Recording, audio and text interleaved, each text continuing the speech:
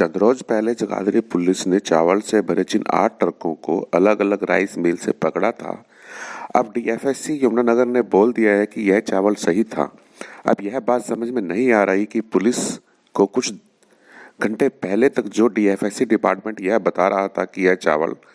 बिहार का है और इस चावल को सरकारी चावल में मिलाकर राइस मिलर एफसीआई को सप्लाई कर सकते हैं, कि एक रात में ही ऐसा क्या हो गया कि डीएफएससी को यह चावल सही नजर आने लगा। इतना ही नहीं, यमुनानगर के डीएफएससी ने एसपी को एक पत्र लिखकर मांग की है कि अब पुलिस इस मामले में आगे कार्रवाई भी ना करे।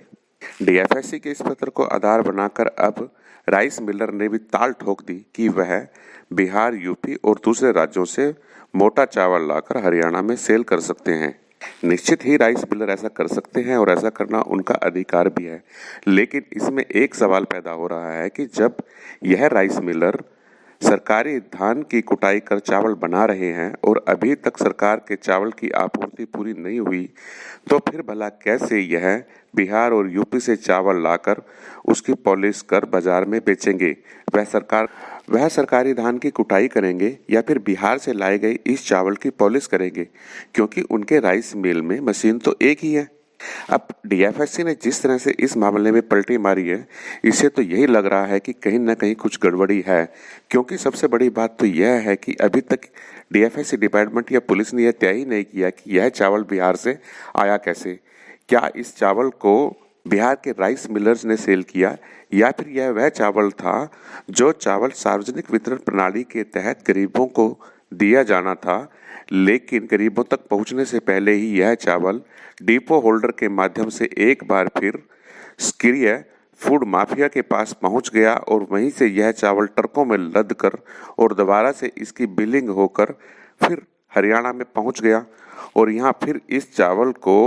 सरकारी चावल में मिक्स कर एफसीआई को सप्लाई किया जाना हो और एफसीआई एक बार फिर इस चावल को बिहार में गरीबों के लिए सार्वजनिक वितरण प्रणाली के तहत डिपो तक पहुंचा दे। यानी कि कहने का मतलब यह है कि चावल का यह सफर इसी तरह से जारी रहता है और इस तथ्य की जानकारी खाद्य आपूर्ति विभाग और सरकार सभी को है, लेकिन इसके बावजूद भी यह गड़बड़ी इतने सुंदर ढंग से की जाती है कि अधिकारियों को पता ही नहीं चल पाता कि यह माफिया किस तरह से काम कर रहा है। हाँ, यह बात भी सही है कि यह भी कहा जा सकता है कि माफिया के साथ कुछ अधिकारी भी मिले हुए हैं और वह इस चावल की माफियागिरी को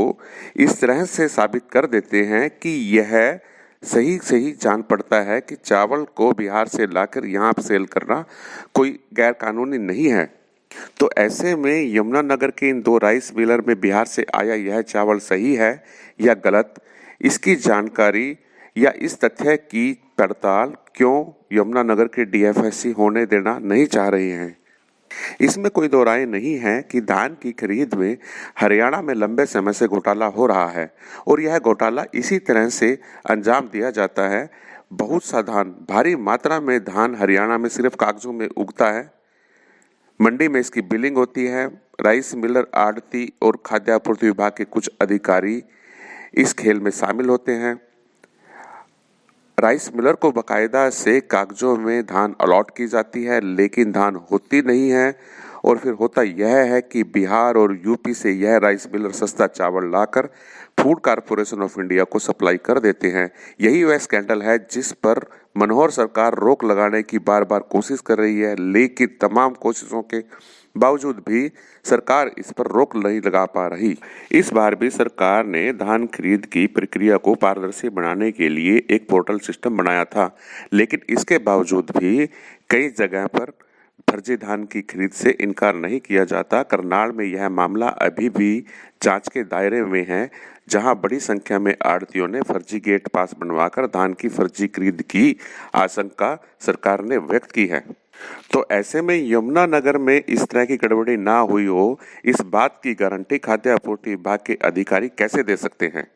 यह सही है कि कोई भी मिलर कहीं से भी चावल लाकर और कहीं भी बेच सकता है, लेकिन जब वह मिलर सरकारी धान की कुटाई कर रहा है, तो फिर ऐसे में वह बाहर से चावल कैसे ला सकता है? क्योंकि जब तक सरकारी धान की कुटाई करके और उसके चावल को एफसीआई तक डिलीवर नहीं किया जाता, तब तक कैसे उस मिलर पर यह यकीन कर लिया जाए कि वह बिहार से लाए गए इस घटिया चावल को सरकारी चावल में मिक्स नहीं करेगा। बात का यमुनानगर के डीएफएससी विभाग के पास आखिर पैमाना क्या है और वह किस तरह से इस चावल को सरकारी चावल में मिलने से रोकेंगे। इस मामले में जिस तरह से खाद्य आपूर्ति विभाग यमुनानगर ने तेजी से कार्रवाई की है, वह इस पूरे मामले में कहीं न कहीं सवाल खड़े कर रही है। सवाल यह भी है कि इस चावल की जांच होनी चाहिए कि यह चावल बिहार से सही तरह से आया या फिर यह वह गरीबों का चावल था जो सार्वजनिक वितरण प्रणाली के तहत गरीबों को डिलीवर किया जाना था। दूसरा, यह भी जांच होनी चाहिए कि जिस मिलर के प्रेशर से यह चावल के ट्रक पकड़े गए हैं, उसे इस बार कितनी धान दी गई और क्या उसने इस धान से चावल बनाकर सरकार को वापस कर दिया। यह भी पैदा हो रहा है कि इतनी मात्रा में जब किसी राइस मिलर को धान दिया गया तो खाद्य आपूर्ति विभाग के अधिकारियों ने आखिर कैसे इतनी जल्दी पीबी कर ली।